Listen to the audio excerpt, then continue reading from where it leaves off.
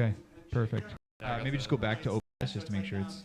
You know when you go .com or Okay. All right, everybody.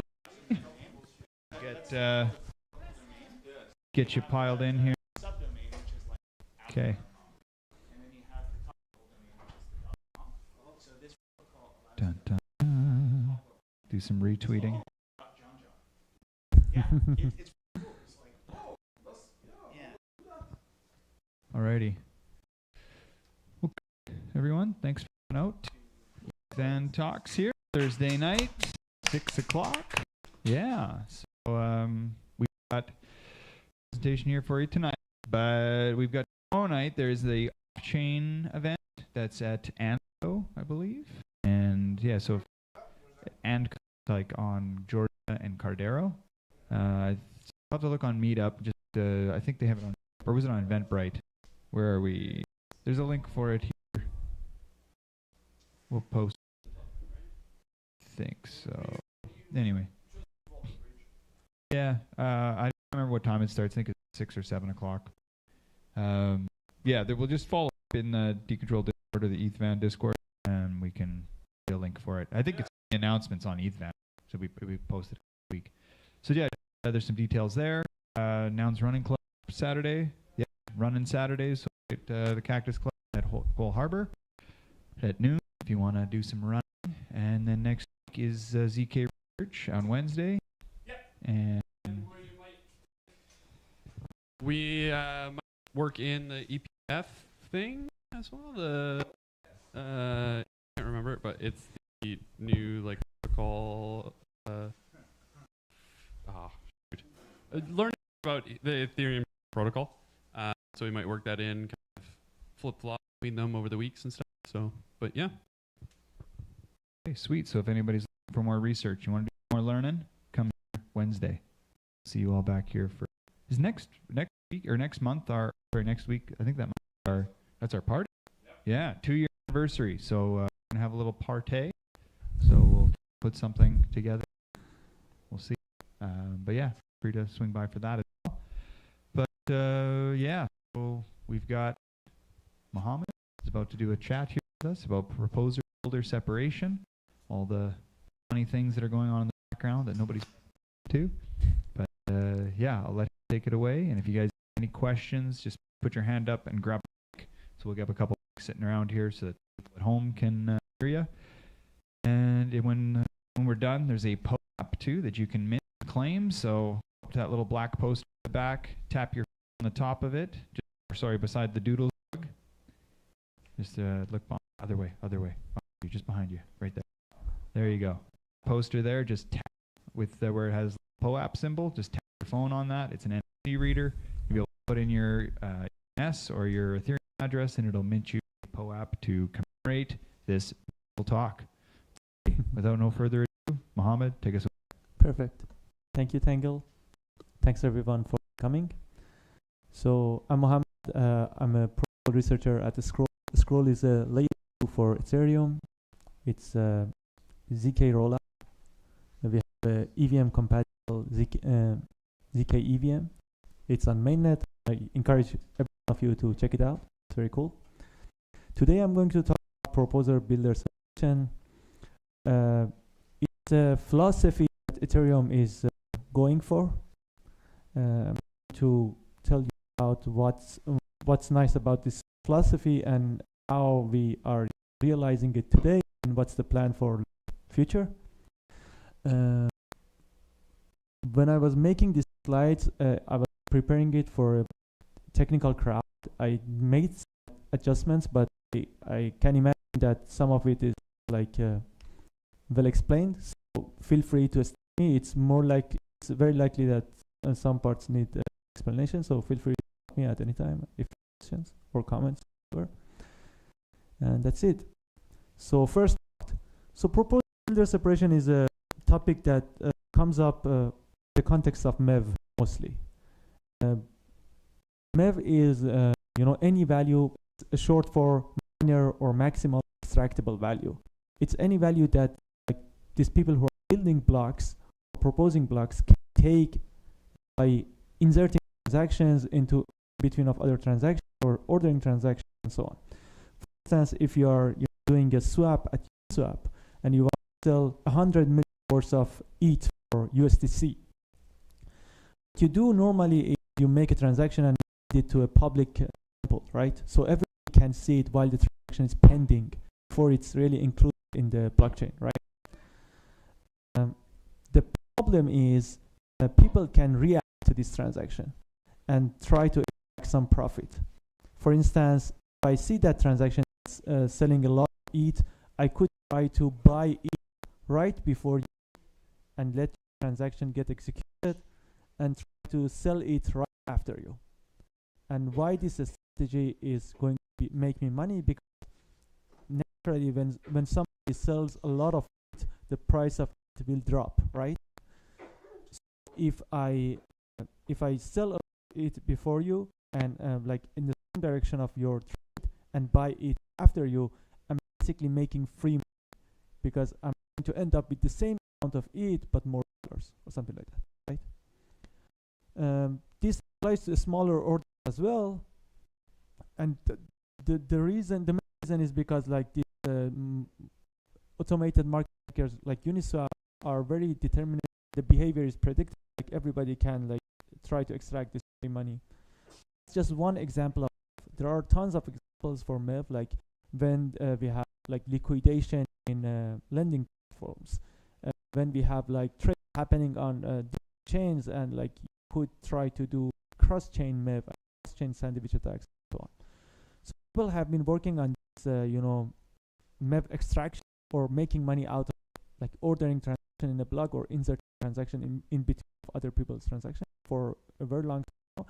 And you say this sub-industry is mature now and it's making billions and billions of money every year. But on the other hand, it has a lot of implications that we are going to talk about. So sorry for not having details on this slide. I just made it impromptu because I wanted to give some hand-wavy explanation about what's MEV. You have a percentage of how many blocks run MEV right now for every 6 or 2 seconds, whatever. Yeah, absolutely. We get to that. You couldn't like explicitly say how many people are extracting MEV, but you could at least see how many people are extracting MEV through MEV, and that's 80% of blocks. 90, yeah. And yeah, we get to nice visualizations about that too. So yeah, so suppose we know what's MEV, all of us are roughly on the same page. So there is this MEV thing, and there was this big observation the Ethereum community had a few years ago. MEV encourages centralization. What is that? So extraction is hard. I told you a story about like somebody is trading a big trade on Uniswap, and I can extract money out of it. When you want to extract money out of every single transaction and like try to maximize your profit, it becomes really hard. It becomes very competitive. So sophisticated users, people who probably have a company around this or have teams around this, can do a lot better. What's the result? The result is if you're a solo staker, you are going to make a lot less money than big stakers. People who have resources, say somebody who makes money from other people and stakes on their behalf. They can dedicate people to build teams to extract money, and it's going to be much more profitable for them. So, from the perspective of a user, it would make much more sense to give the money to somebody else to, stake on their behalf and to extract MEV and share revenue with them, rather than them, being a solo staker. And the percent difference is big. Like you could make 2 or 3 more basis points by extracting MEV, and if you don't do that, like you don't make that. So it could theory almost double your income. So that's a big gap. So it makes a lot of incentive for people to go join like liquidating token providers and trust institutional stakers and so on. And it's centralizing force, right? Another reason that like these sophisticated users could get a lot more money is that you might have access to private members. Suppose you're a wallet builder. You made a popular wallet and everybody is using it, you could change in your code that instead of sending transactions to public mempool, just send it to a private pool, like share it with 10 people. Maybe that friend of yours who is running a staking operation, and then they have a unique opportunity to extract MEV that others don't have. They see some of Uniswap transactions that nobody else does, like something like that. It can get more complicated than this. Like there are many choke points who can try to capture MEV value and try to sell this order flow to specific entities, private mempools, and so long story short, it's for a solo staker to go and negotiate with every wallet builders. Give me your order flow, please. But big sophisticated builders and proposers, they can go negotiate to make these private deals, and it gives even more edge to extract more MEV, so they become more profitable. So people will go to them, and we are going to have like a few big staking operations, and that's not desirable. The stuff I'm talking about is like the story 2 years ago, roughly around the merge, right?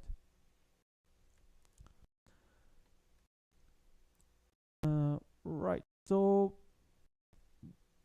aside from MEV, there are other reasons for like this building or like staking become centralized.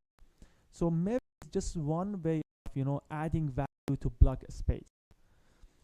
Think about it, like when people are extracting MEV, like so we have this block in Ethereum, and when you are extracting MEV, say you sandwich people's order on Uniswap or whatever, you are like making certain making the act putting transaction in certain places in the block more profitable or more valuable, and people refer to it as add value to raw block space.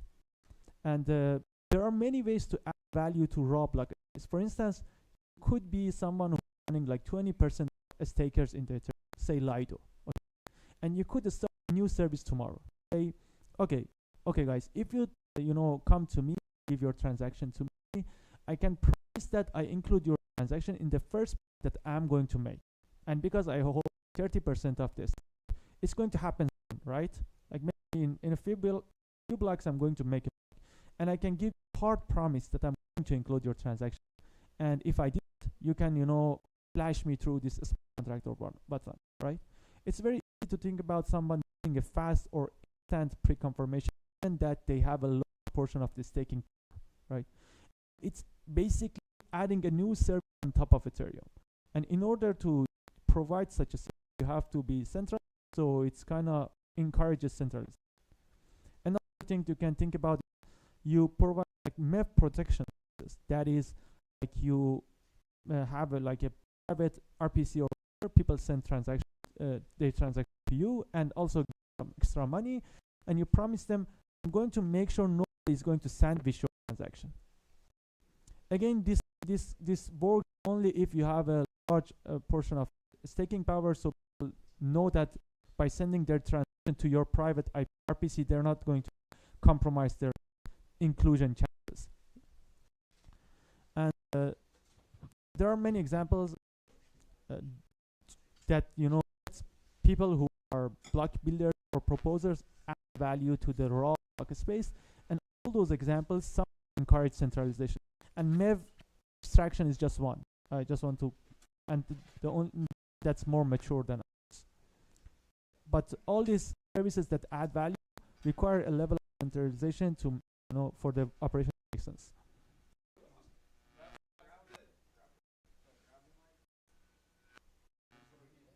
Does MEV stand for? Right. It stands for, like, originally people were using it as miner extractable value. That is the value a miner can extract from a block. Like suppose you're a miner, you're going to propose a block, you have transactions in there. The idea is you can extract more value by maybe inserting transactions in between, or change the ordering of the transaction you want to include in the block.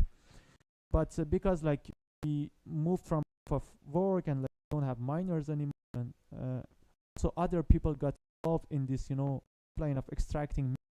Now we refer to it as maximal extractable value. Like there is some value in the block extracted through reordering, inclusion, or omission of transactions, and that's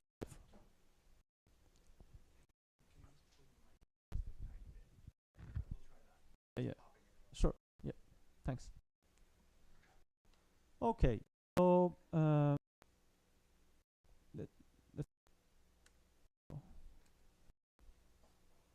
sorry for the hiccup. Yeah. And aside from all this, I have a story that I'm talking about. There was a piece in Italic, it titled Endgame, sometimes in late 2001. Basically, the article was alluding to this phenomena that we are going to get certain level of centralization in the future for any, blockchain. For instance, Vitalik talks about, say we have a blockchain Solana, chain that has big blocks, and for that reason has to have like fewer validators, because like it's not possible for everybody to keep up with the big blocks and validate those blocks and make those big blocks. So those like big blockchains are already centralized, right?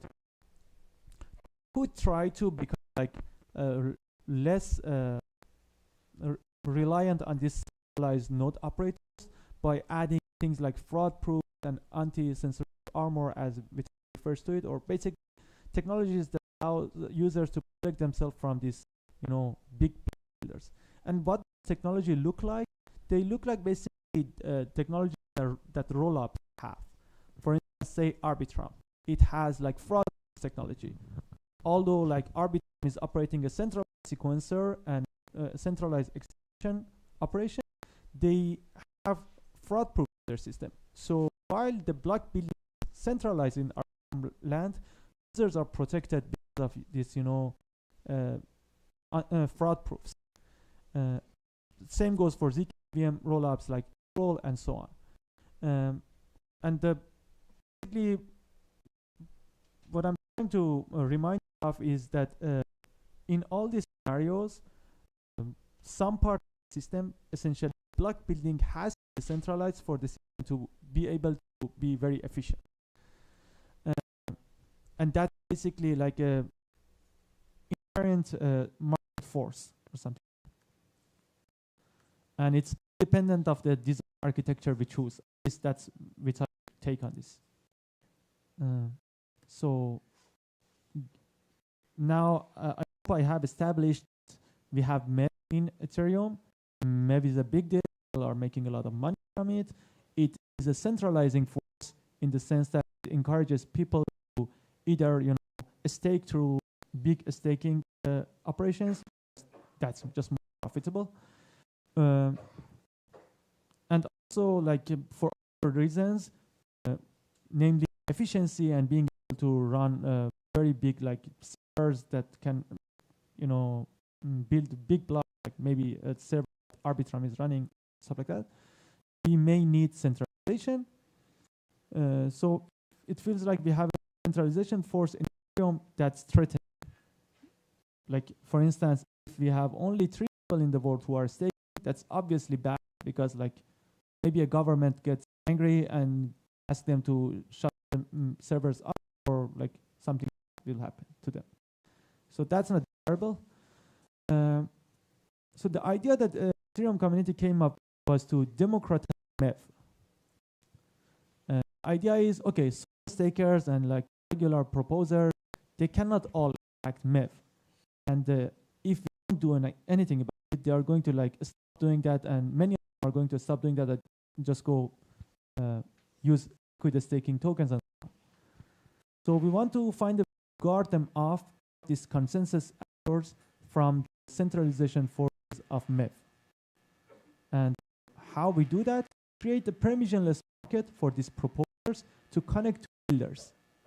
So builders are actors who know how to make profitable blocks. They know how to make blocks that extract out of MEV. Okay? And who are proposers? The people who have the right to propose the next block in Ethereum, right? So usually when you're a solo staker, you know, a few times a year, you get a chance to propose the next block, right? You have the right to propose the next block. What's the next? And the idea is proposer an auction of this right to the highest bidder. Bidders are builders who can extract MEV.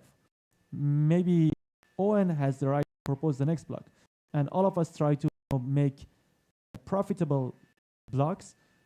I'm the one who can extract the most MEV. Maybe I can extract 1 ETH worth of MEV. I go to Owen, I tell him I give you 80% of that, and you propose my block. And that's it. The thing is, we need a permissionless mode to like make it happen, like facilitate this, right? These people have to talk somehow, do not necessarily know each other, and so on, right? And assuming that's done, if we do that, then solo stakers don't have to like worry about losing profit, because they can auction that right up and essentially recoup that MEV profit, right? Because if you have many builders who are competing, it's go higher and higher, and marginally, you know, stays around the maximum amount of MEV. Okay, the question is how we make that market. So Flashbot is a company made by people who like who came up with this idea of it's dark forest and MEV and so on. The first people who coined the term MEV. And essentially, a few researchers in Cornell University, they encountered this phenomena, built a company around it, started making profit of this MEV opportunities themselves. And before the merge, they were running something called MEV, that was a modified version of Geth, like the Ethereum nodes, that would accept like bundles and so on. That's a lot of detail, doesn't matter. Like after the merge, collaborated with Ethereum Foundation and made this software called MEV Boost, like MEV Boost. What is MEV Boost? MEV Boost is a middleware. It's a software that you run side by side of your node. Many people who are staking are running that, and it connects the builders. Like you're a proposer, you're running Ethereum node, you are staked or something, and you want to have the ability to, if you get the chance to be the proposer of the next block, auction is right off interested builders, right? So if you, so it was introduced with the merge, something that's not a protocol, you can put it as something off-chain. It's a middleware, like part of the Ethereum protocol. Ethereum protocol is not every fit. It didn't require any hard fork to the Ethereum, just some people built something on top of Ethereum.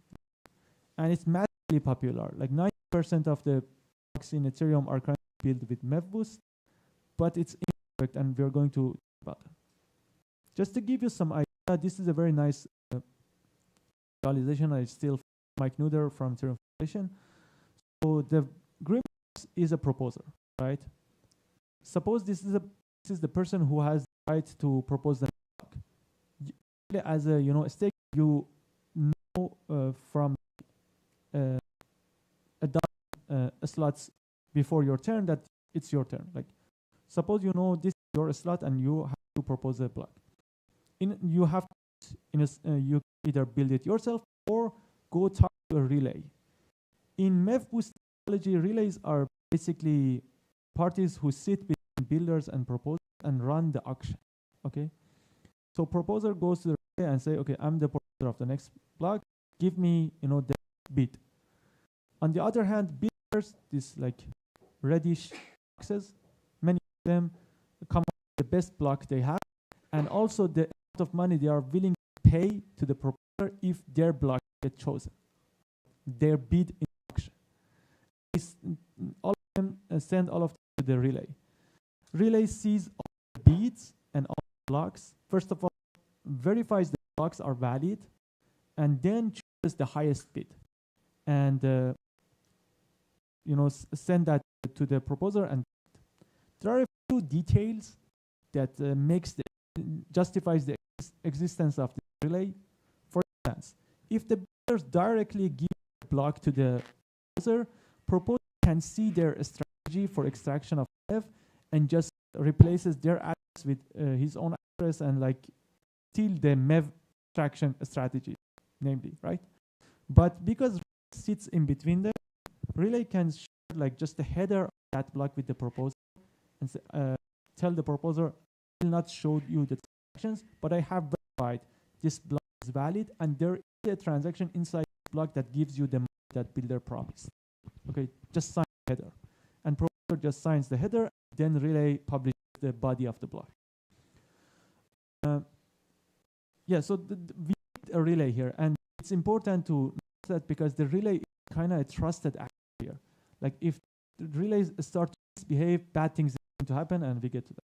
Sorry for like staying too long for the same slide. So there is this nice. Oh, go ahead. Just that assumption there is the relay will not steal builder's MEV. Do you know with the MEV boost if that's happening? Right.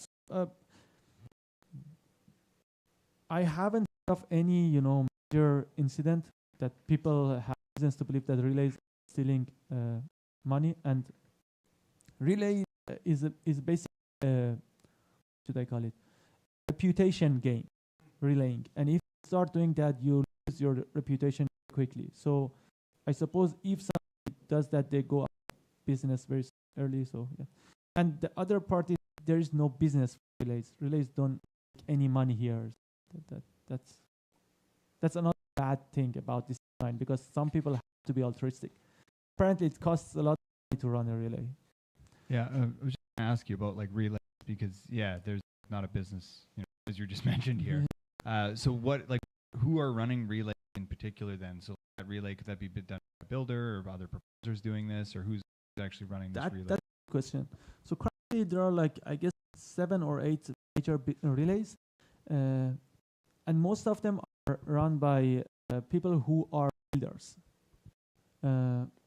So for instance, Flashbot, the relay, and like ultrasound team has relay, and so on. It kind of is interesting because like it sounds like there's a conflict of interest. You see other builders, block and you can steal their idea, so on. But if you think about it, it's not that unreasonable, because first of all, you get to see the blocks after they're public. So it's like just seeing that block is going to do you anything good. But what if you just steal the block just in time, like the MEV strategy, and just replace your address with their address and like make it your block? You can do it only once. It's a rating game. You are going to quickly be identified, and people are going to, the social layer is going to know that you're a bad actor and exclude you.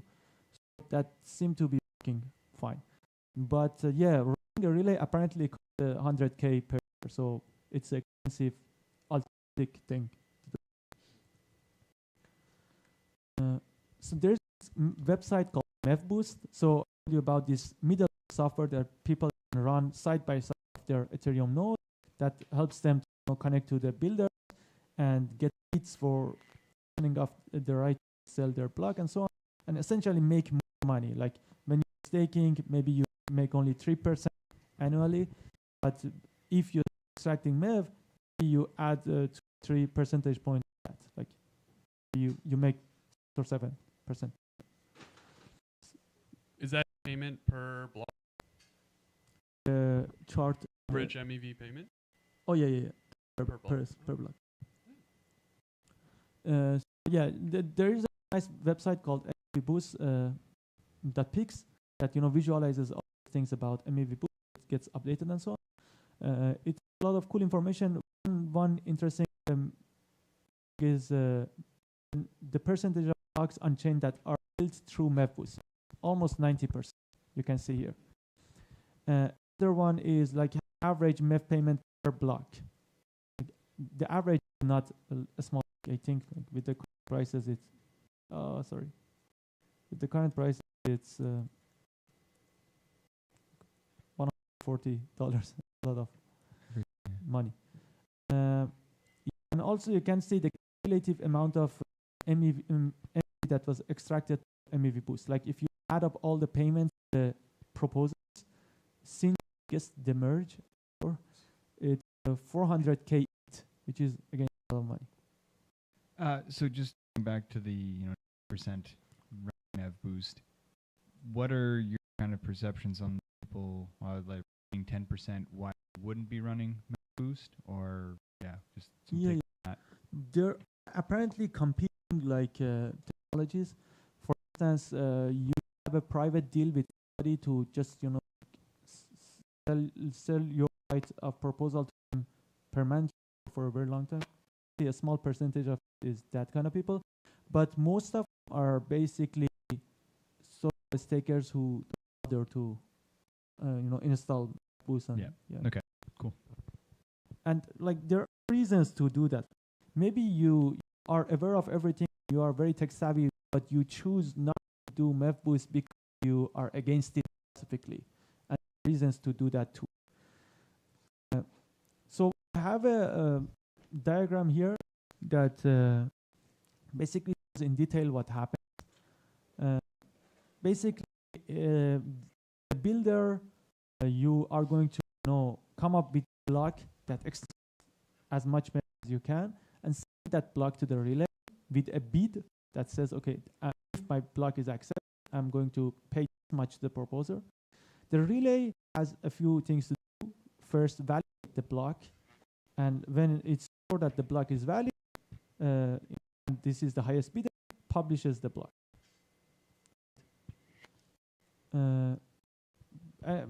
Some improvement ideas came up for the relays, like reduce the cost. Run 6 a few days ago, 9 slots, consecutive slots were missed on Ethereum, and the reason there was a bug in an optimistic relay. I mean, not a bug, like there was an optimistic relay that there was a bug in the who's submitting those bugs to the relay that blocks were invalid, and because the relay is optimistic, it wouldn't check for the validity, and like those invalid bugs were published. Were those consecutive because a lot of people are using optimistic relays, or I think probably the bidder who was bidding was the same, and probably there was a bug bidding like calculation, like the blocks were invalid. It might have been the case that the code of the bid was assuming there is more MEV to extract it. There really was. The bid could have been. Wouldn't all of the major problem is we have few builders. If you look up, 7% of the blocks built on Ethereum in the last 3 months, I guess, built by only 1, 2, 3, 4, 5, 6, 7, 9 builders, right? You see the percentage. Oh, it's 4% this year. And the red ones are the ones who are censoring OFAC sanctioned addresses. And maybe like you ideologically okay with like censoring OFAC sanctioned transactions and so on, like not including those transactions in the block. Maybe if you were a builder would do that too. I would do that too. The problem is if we are not resistant against coercion of governments, arbitrary regulation, whatnot. Ethereum can Realize the same or less. Yes. That's a good. I guess the answer is after people invented MEV or found MEV, process started to become more and more centralized at in certain part of the stack. With introduction of pieces that's contained in block building, and that is getting more and more centralized. It's not necessarily a bad thing if we do something about it. And there are proposals to fix this, which I'm going to talk about. So yeah, you could see some part of the stack got more centralized and some part got less centralized. Like just push the centralizing force into certain.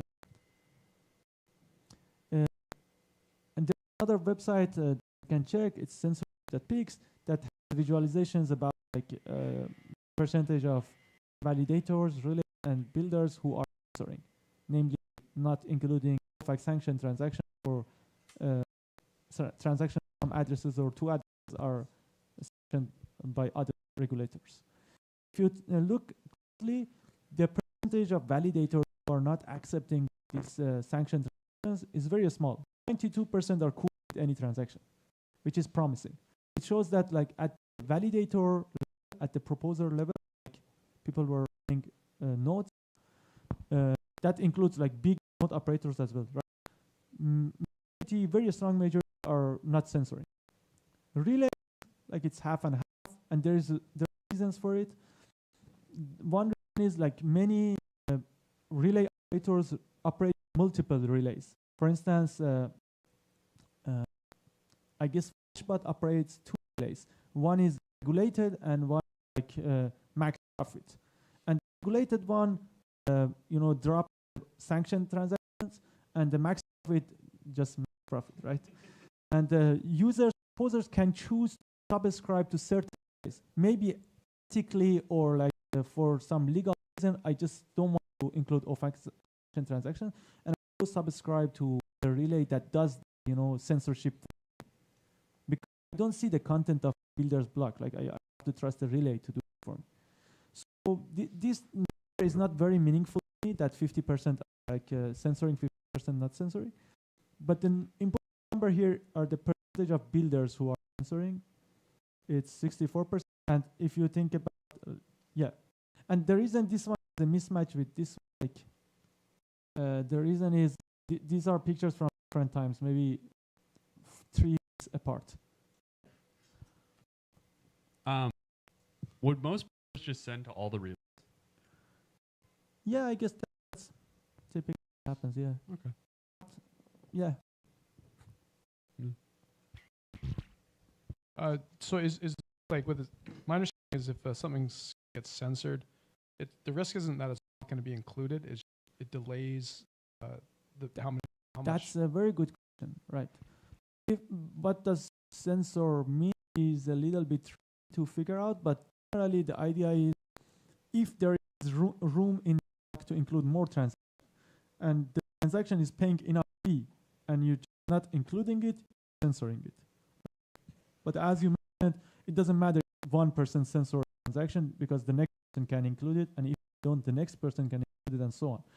So essentially, what happens as long as not everybody is censoring, your transaction just gets delayed. And for many applications, it's fine, and that I'm not concerned about ETH bags. Like otherwise, I would sell it immediately. But like there is not with Ethereum today, but because like eventually transactions get included. Also, on the other hand, like this concept of there is this concept called real-time censorship resistance. Suppose running an Oracle, right, and you want to update the price of some asset on chain. You send a transaction that update for you. If this transaction is censored, even for like 50 block, it's gonna have massive impacts on the protocol. Maybe the lending protocol, and if the Oracle gets delayed up, it starts updating too late, and so on. So for certain applications that are sensitive, we really need real-time censorship resistance. The good news is the censorship that's happening today doesn't include those transactions. The censorship is confined to OFAC sanctions, addresses, and so on, which is not time sensitive. Go ahead. Yes. Out of 1,000 transactions, how many are on the OFAC list? Do you have a percentage? It's a good question. Like the number of I don't know, yeah, but that's a good. I the number of OFAC sanction transactions are going to be very small. If I want to make a guess, probably out of 1,000 is 1 or 2. But yeah, maybe I maybe I make a transaction from an address OFAC sanction, right? It doesn't include it's included in the first block. It not included the second block, not included in the third block, and all of these blocks are going to be counted censoring, just for including one transaction, right? So this number of censoring builders could be large, but the number of transactions that are being censored could be very small, right? But yeah. Yeah, it's a great name. It's like max drama rather than just dropping. Oh, it's forced into another, but it ends up being Tornado Cash, the old non-complete version of Tornado Cash, because they had the interesting innovation to censor a contract account, which had been done prior, I believe. So moving forward, there are more problems other than sensoring. And I'm going to be quick. I'm not should I, how much time do I have? Yeah, sure. Yeah. Okay. So there are more problems. And one is, I mentioned relays don't make money and they are not sustainable. That's not good. Relays are computation based and centralized. So while if relay starts acting maliciously, can like all observe that and start subscribing from that. The problem is because relays are reputation based. If we look like a majority of relays one day, it takes time to find new relays that all trust and will subscribe to and use and so on. It's a kind of a sticky situation. Like protocol participants are relying on relays, and relays start to misbehave, we can throw them away. It takes time to find ones. The other problem is the protocol. Ethereum protocol itself is unaware of the MEV. So the Ethereum itself doesn't see how much MEV is flowing from the builders to the proposer and cannot capture any of it either. What's the problem here? There are users like us who are making transactions on Uniswap and so on, and their transactions make opportunities for extraction. But MEV extracted does not flow to them. It goes to like the builders and so on. Kind of sounds very unfair. I just want to mention that the scenario happens in like TradFi, like to trade on Robinhood or Wealth or stuff like that, a stock market. They are certain selling that order flow like our orders to somebody who is going to extract some sort of MEV or arbitrage against maybe Citadel, Fidelity, and so on. And that's the only reason we get like zero fees on these platforms, right? They are somehow making money, right? And the scenario is the same here. But we don't want to recreate like the bad things about TradFi. If there is money extracted from ETH holders and ETH users, maybe they should benefit from it rather than like other actors. Because protocol is unaware of the MEV and can't see how much MEV is to who, and so you can't do anything about it as protocol designer. And suppose that we would live in other world, like we were aware of things we could do, include like burning MEV. For instance, we are burning some of transaction fees. Base fees are burned, and that means everybody who holds Ethereum kind of gets some, right? Because ETH supply goes down, ETH value goes up, and the same would apply to burning MEV, right? So the hope here fix this problem. There is hope to fix this problem, including censorship problem and also capturing value for users. And most of it shift through something called enshrinement, or PBS enshrinement. That is including the proposer separation, like MEV kind of technology, inside the protocol. Replace the responsibilities of the relay by the Ethereum protocol itself. So around 2-3 years ago, Malik came up with the first idea for enshrining PBS. Basically, the idea is the same MEV kind of technology, don't have any relay anymore, and the way it is, so we have these slots in Ethereum. Each slot is a 12-second period, and at the beginning of a slot, a proposer is set, or like a proposer turn starts. You have to publish a block before like this, before line. After this 12-second done, we either attest as collectively as Ethereum network attested to this block or not, or something like that. A slot is a 12-second period, right? Vitalik's idea is to make like 2 slot design, and we are alternating between proposers and builders. At the beginning of the first slot, the builders are going to propagate their beads along with the execution headers, like the header block and their beads, and people attach those things. Some of those beads are to be seen by the network, okay? And among those beads, the proposer then, the next step, chooses one of them and sees it, and then propagates that. And finally, the selected builder also propagates the block. These are a lot of details. It doesn't matter. The thing that matters is if we replace responsibility of relay with cooperation of Ethereum node runners and validators. And what happens is the protocol now see the bits from the builder and might as well like put a 50% tax on it and 50% or what it wants to do, or reallocate this 50% people who made transactions on like block, refund their fee or whatever. Like you can go nuts. Yeah, but this proposal in particular has few bad implications for like real properties of the chain.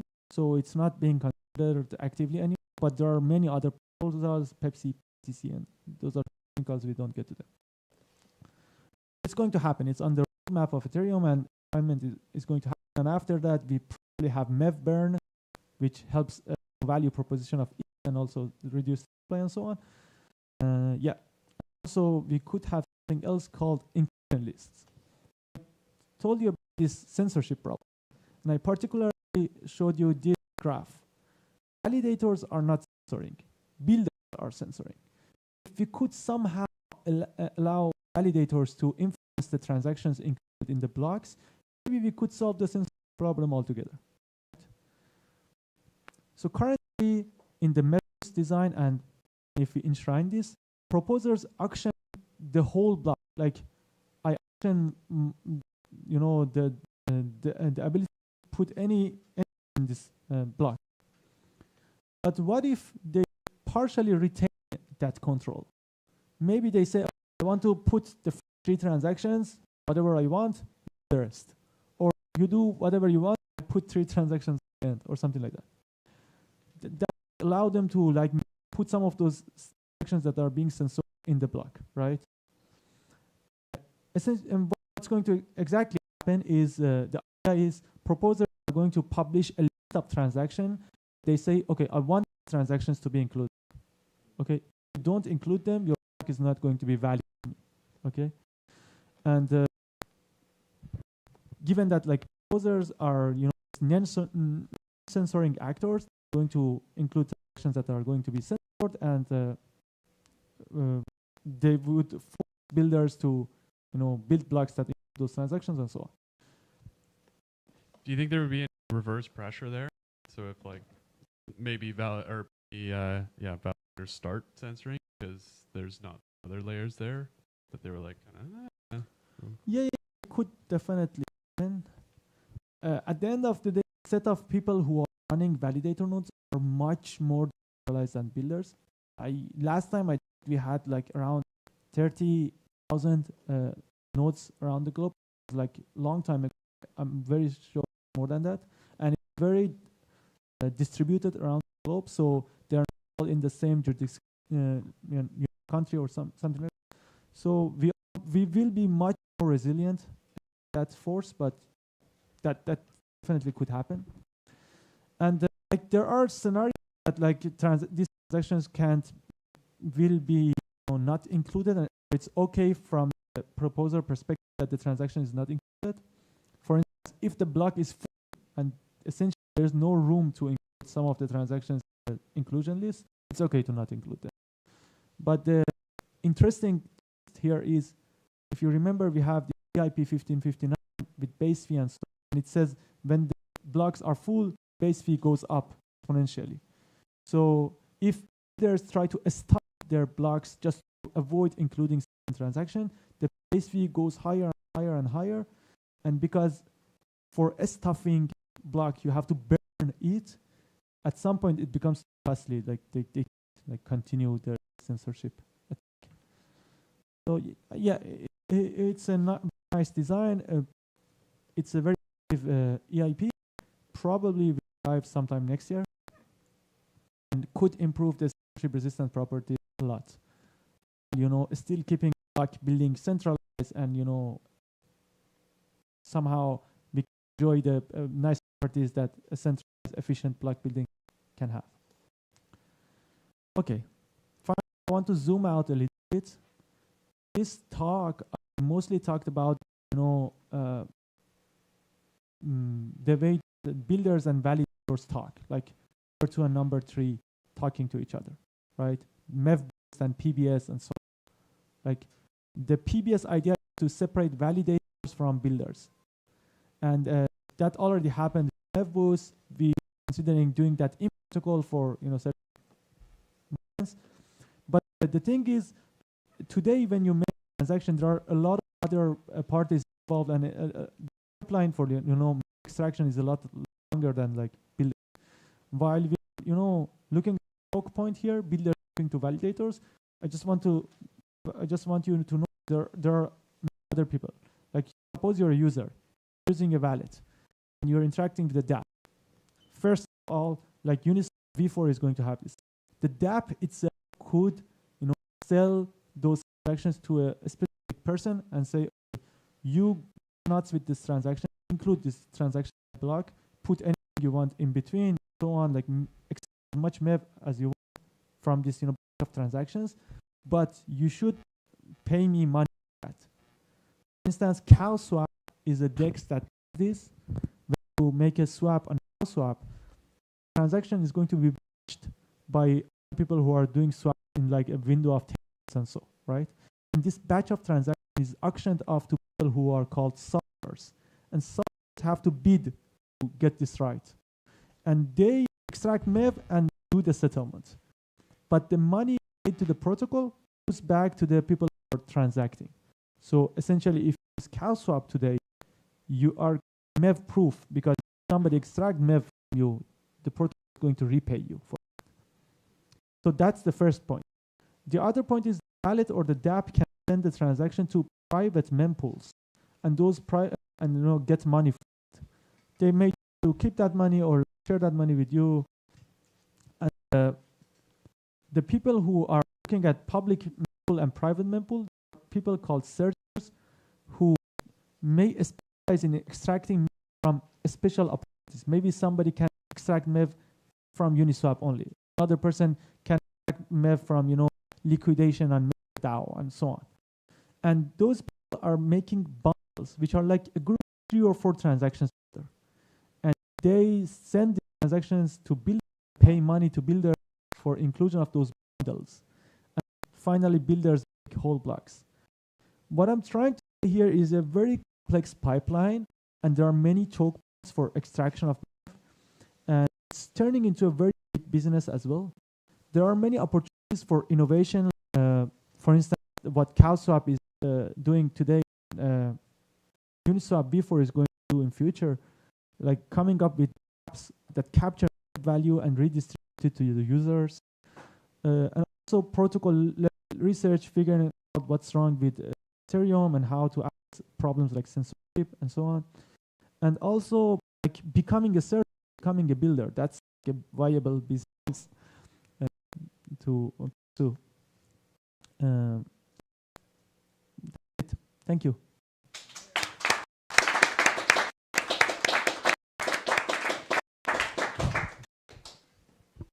Okay, does anybody have any further questions? A lot of good ones throughout the presentation, but if anyone has any last pressing ones, go ahead. Can you remind me about bundles? Are they like considered like atomic? You have to include all of in a bundle. You can't slice and dice it further. That's a good I'm question. committing to the whole. Yeah. Okay. Essentially, a bundle is a few transactions, a specific order, and the difference of including those transactions separately or including the bundle, as you mentioned, you have to include the bundle, like include it as it's ordered in the.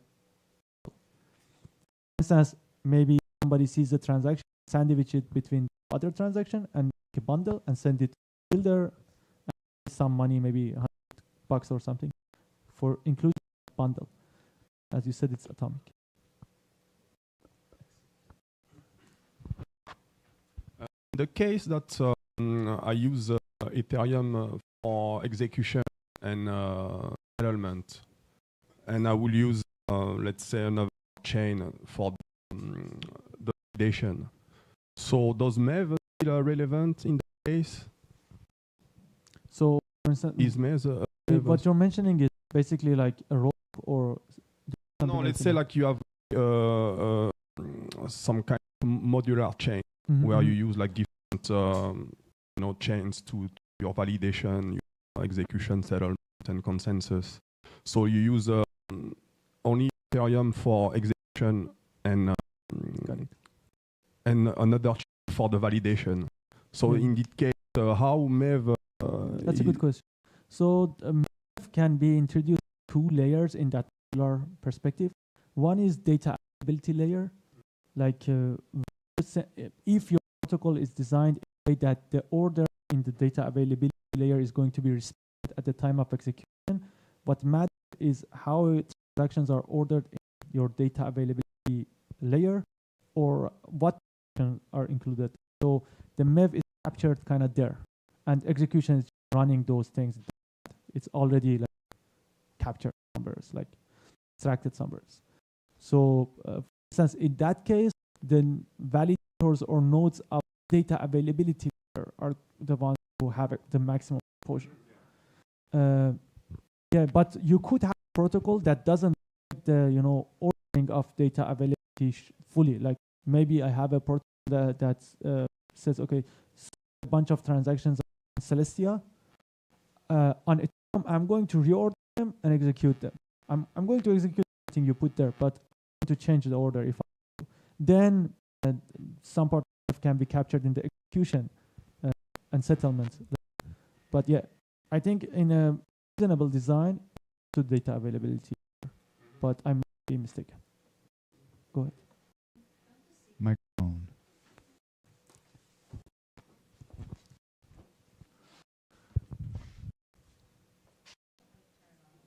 Hold it. Hold the button for a second. The sequence can extract MEV, right?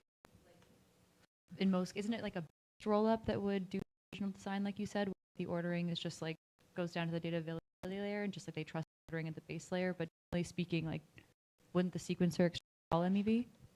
Normal case. That's a good question. So if I understand correctly, you're focusing on the scenario that you have a centralized sequencer or any. Okay. I mean, centralized sequencer would extract all the MEV until which time they maybe decentralize the sequencer and put it into like a shared sequencer network, something like that. Got it. Yeah, that makes sense. Yeah, I guess if you have a privileged sequencer, be it a centralized or decentralized one, like we give the right of sequencing to a specific person, then that person captures the MEV. But in a scenario that it's permissionless and anybody can sequence transactions, like maybe in a based rollup, then because the data availability chooses who to put first and who to include or not, that changes. But yeah, I guess answer would have been like sequencers, unless sequencers are permissionless, and then in competition with other sequencers, then goes to the data availability.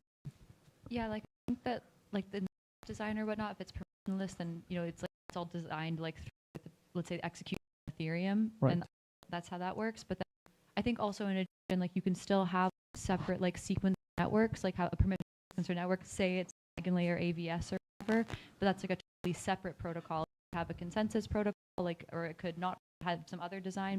I think there is a manner in which it's like not even like as verified. Right. Right. Yeah. Yeah, I guess the modular stack paradigm of thinking, sequencing is its own layer, if I'm not mistaken. So yeah, in that again, if our sequence level is designed in a way that we have a leader selection mechanism and it's clear who's the leader, like you have the right to propose clearly, person captures the whole. But in a scenario that stack is competitive, like leader in some sense, then goes to the data availability layer. I think like it's reasonable for most roles or like modular chains to try to capture this value themselves. So essentially they will either go with a leader selection mechanism that gives this right to one specific person and gets value like either through security or maybe execution ticket sales, whatnot. Yeah, but it's a very open design at this point. I don't think if many people have a concrete idea what they do.